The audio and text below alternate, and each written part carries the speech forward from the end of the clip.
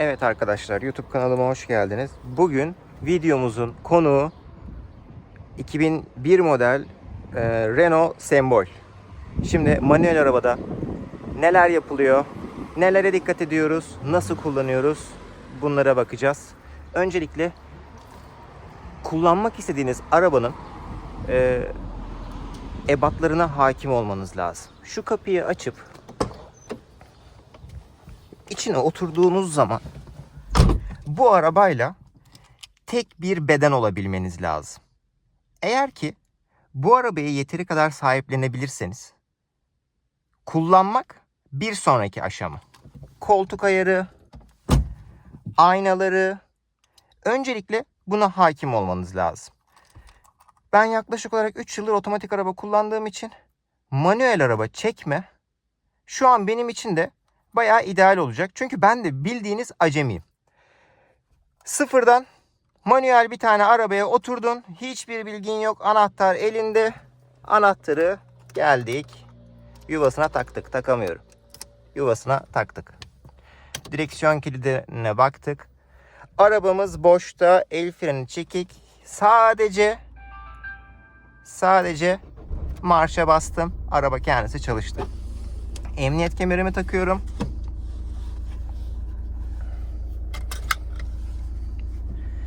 Şimdi buraya kamera taktım. Çakmaklıktan aldım. O kamera görüntüsünü şuraya bırakacağız. Buraya bırakalım. İlk başta DBC bastık. Vites boşta. 1'e taktık. El frenini indirdik. Ayağımız el freni indirdiğimiz için frende olması lazım. Çünkü artık sadece benim ayak frenim tutuyor. Bu frende, bütün her şey şu an tüm yük frende.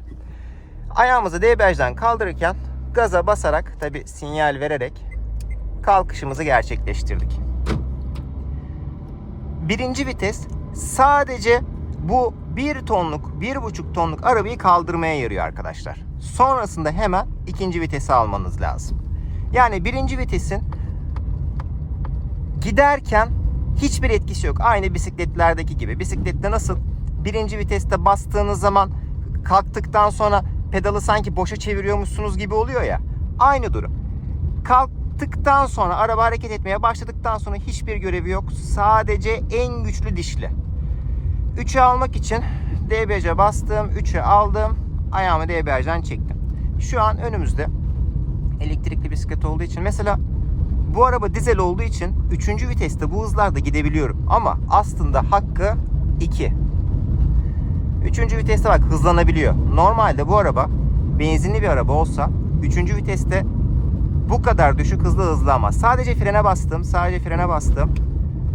Tekrardan gaza bastım, gidiyorum. Yerdeki çukurdan sadece frene basarak kaçtım. Sadece frene basıyorum ama burası biraz tehlikeli. Gelen araba var mı diye bakıyorum. Yerde de çukurlar var. 2'ye aldım. Araba komple durmadığı için 2 ile devam ediyorum. 1. vitesi almıyorum. Arkamızdan araba geldi. Ya sollamasına imkan vermek için sağa yanaşmam lazım ya da hızlanmam lazım. Ben eğitimde olduğum için şu an dörtleri nereden açılıyor bu arabanın? Bak, ona da bakmak lazımdı. Görüyorsunuz mu? Dörtlüsü ta burada. Neyse, yakmaya gerek kalmadı, gitti. Şimdi DBC bastım, 3'ü aldım. Araba çok bağırmasın. Artık akıyor çünkü. Hızlanın mesela.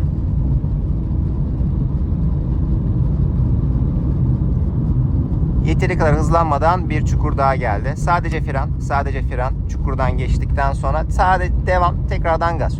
Şimdi daha da yavaşlamış olsaydım. Çukur var diye yavaşladım. Artık 3. viteste bakın bu hızda kalkamazsınız. Araba sallanmaya başladı zaten, tamam mı? Araba komple durmadığı için 2'ye alıyorum. Ayağımı debriyajdan tatlı şekilde çekip gidiyorum. Şimdi sen acemi olduğun için ilk başlarda ayağını debriyajdan kaldırıp gaza basarken araba birazcık sallanacak. Çünkü arabayı tanıma süren de var, tamam mı? Yani araba sallanıyor, silkeleniyor diye ya ben bu işi yapamayacağım diye düşünme. Sen kullandıkça o arabaya alışacaksın. Debriyajının hangi aşamada kavradığını, araba ne kadar yavaşladığında titremeye başladığını, bunların hepsini hissetmeye başlayacaksın. Şu an 2. viteste giderken hem yerdeki çukurları rahatlıkla takip edebiliyorum hem de istediğim zaman bakın mesela ayağımı şu an sadece gazdan çekmem yeterli. İkinci viteste bu hız için uygun olduğu için tekrardan gaza basıp hızlanıyorum. Önüm bayağı bir temiz, güzel bir yol gözüküyor şu an. O yüzden 3. vitese aldım. Ayağımı debriyajdan çektim. Gazla devam ediyorum.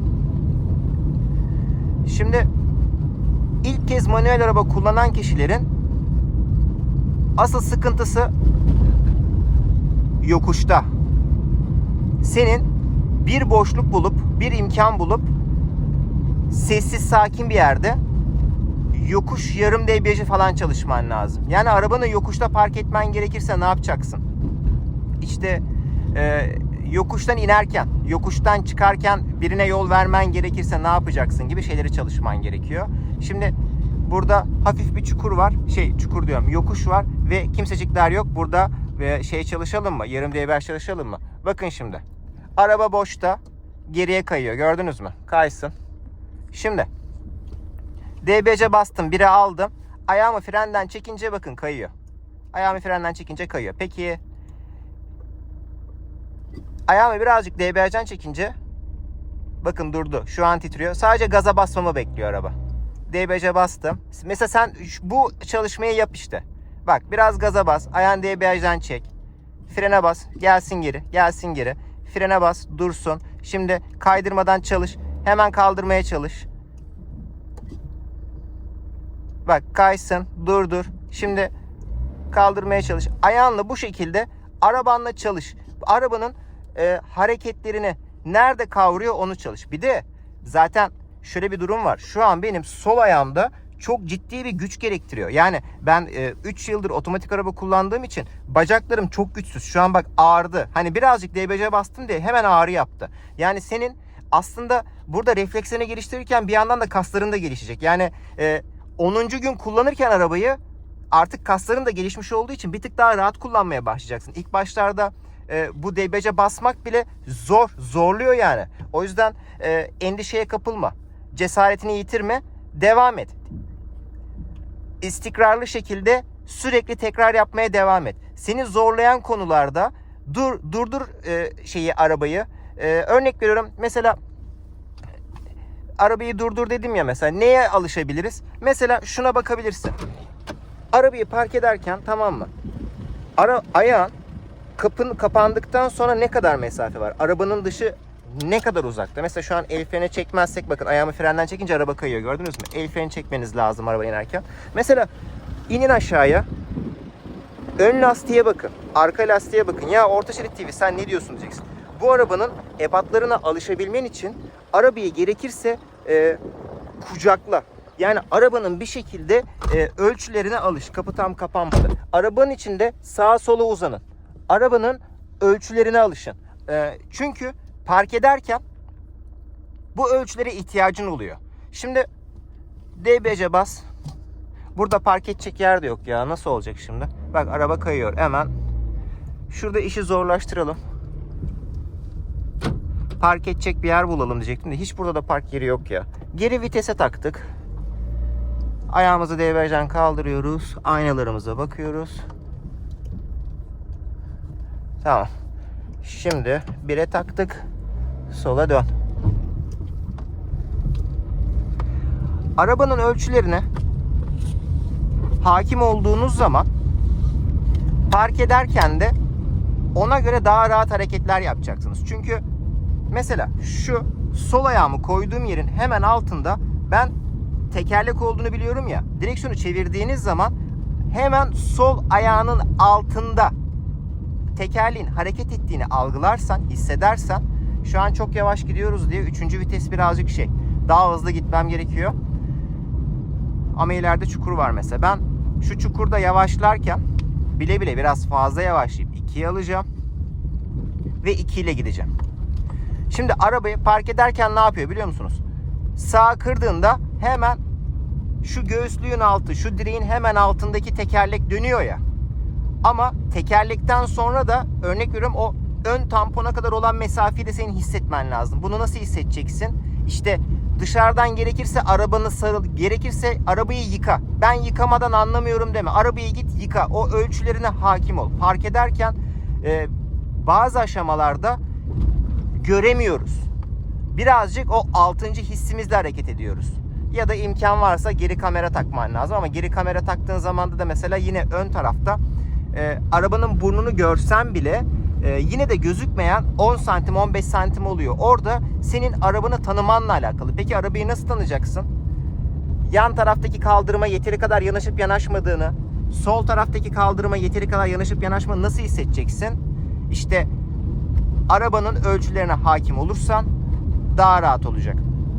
Şimdi 3'e aldım.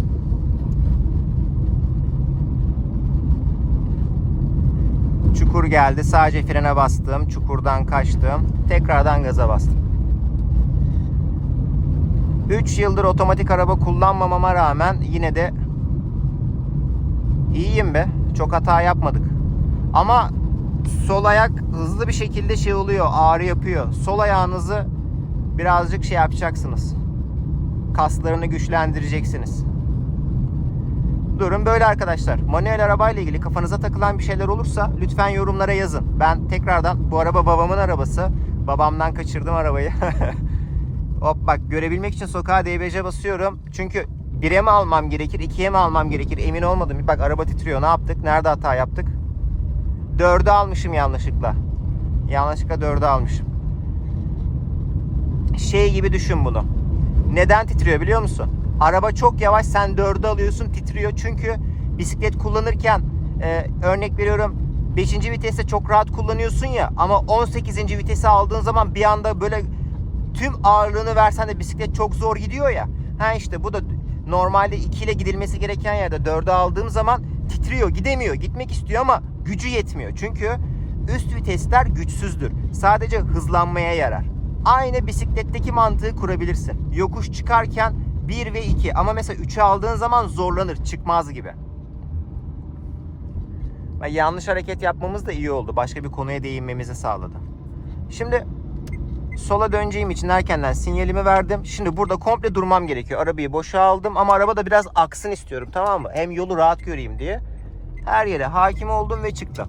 1. vitesten hemen arabayı kurtarıyorum. 2'ye alıyorum ama gaza çok basmıyorum. Önümü göreyim. Önümü göremiyorum. Mümkün olduğunca içten dönüyorum. Evet. Böyle arkadaşlar. Kafanıza takılan şeyleri yorumlara bırakabilirsiniz. İyi bakın kendinize. Yeni bir videoda görüşmek üzere.